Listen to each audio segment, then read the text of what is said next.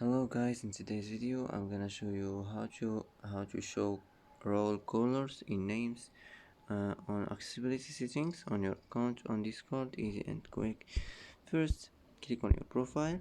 Now click accessibility, and now here as you see you will find role colors. Now all you have to do is click show role colors in names, and that's it.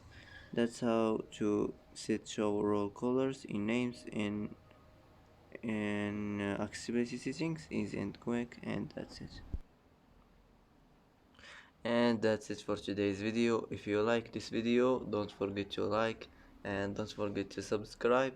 I hope this video is helpful for you, and thanks for watching till the end, and see you in the next video.